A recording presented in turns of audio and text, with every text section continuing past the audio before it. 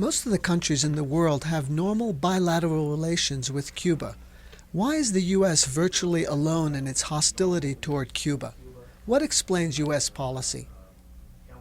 Let me just report again some truisms that you would read all over the front pages of the newspapers if there was any commitment to trying to tell important and uncontroversial truths. There's nothing I'm going to say that's in the least controversial.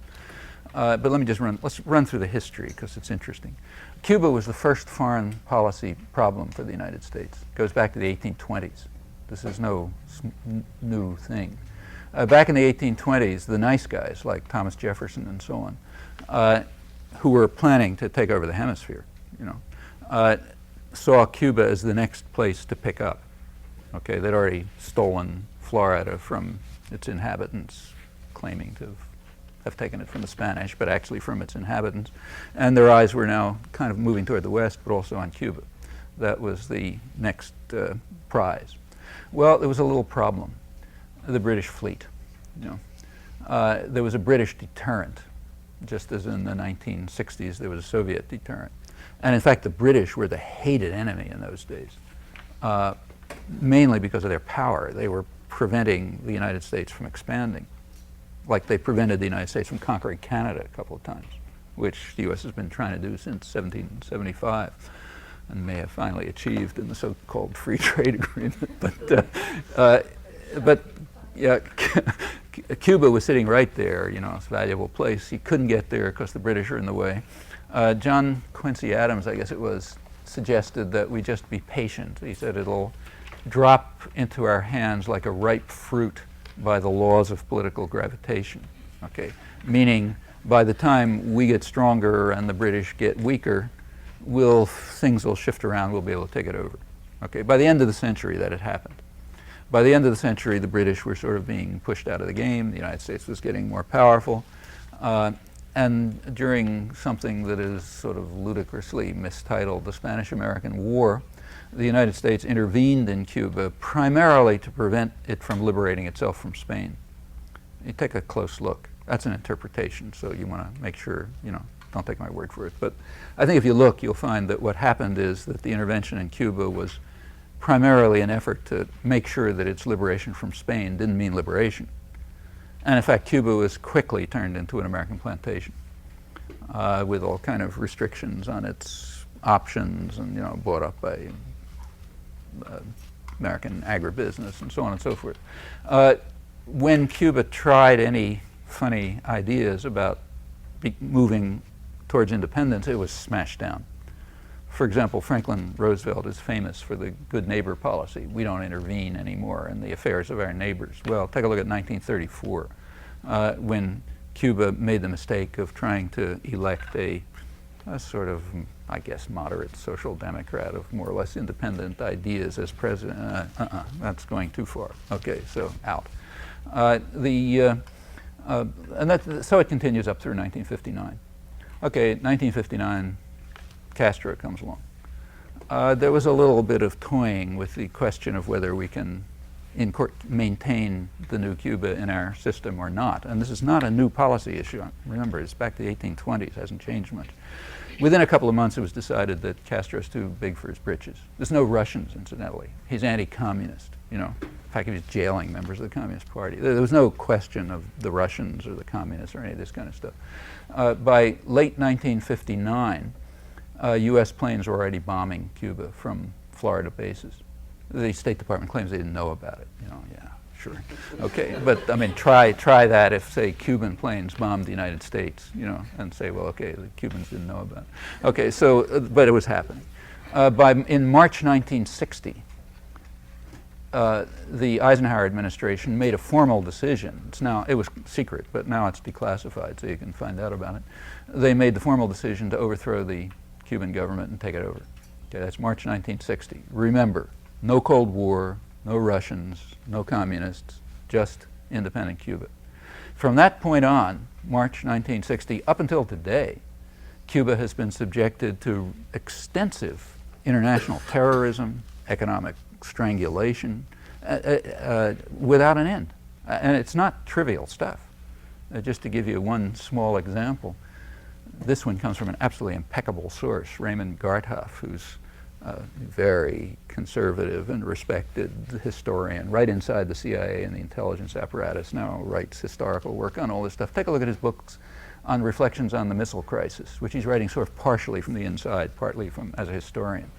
Well, there's a little item in there somewhere where he, at the peak of the missile crisis, before it, when it had sort of theoretically been solved, but it still was not over. So like the missiles were still there.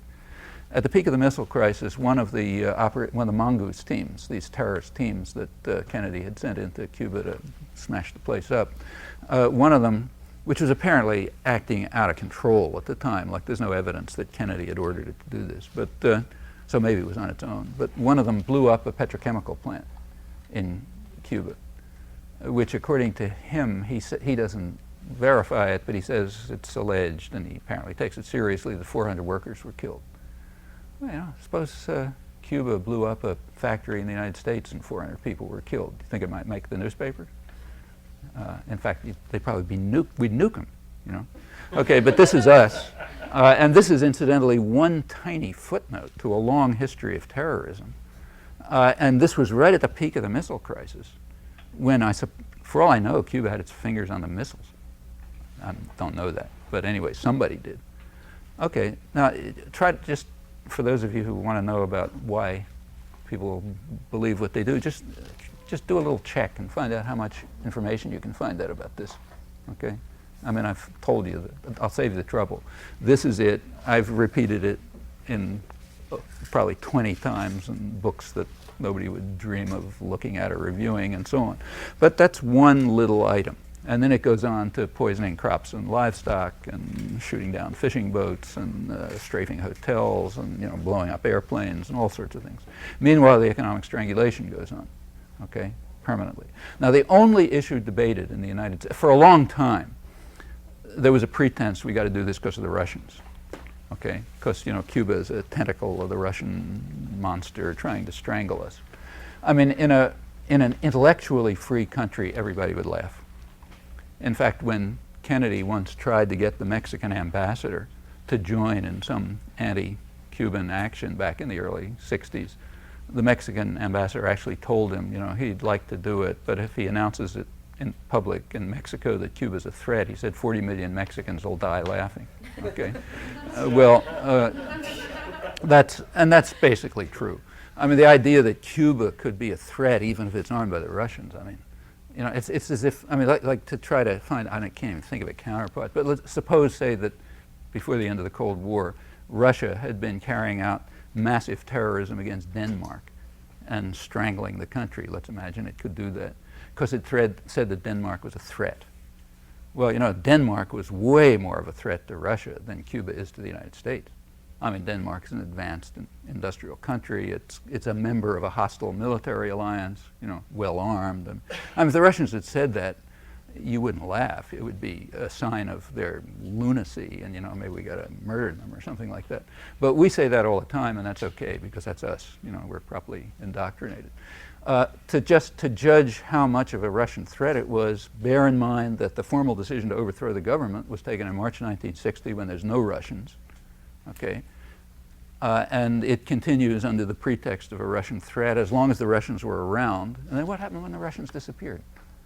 Okay, so November 1989, Berlin Wall falls, no more Russians. What happened to Cuba? I mean, if the story of the last 30 years that we hear from Arthur Schlesinger and everyone was true, well, we should have welcomed Cuba with open arms. No more tentacles of the Russians. Is that what happened? No. We drew the noose tighter. Okay, all of a sudden, it wasn't because the Russians were a threat, it was because we love democracy so much, as you can easily demonstrate by looking at what we do around the world. Okay, but and if you take a look at the educated classes, they didn't skip a beat. From one day to the next, it's defending ourselves against the Russian threat to loving democracy, okay, with this history out in the open. Now, that's a real achievement. I doubt that a totalitarian state could achieve anything like that. Anyhow, up until now, it's, well, we love democracy so much. And then the only question is, well, what's the best way to achieve democracy? Is it the helmet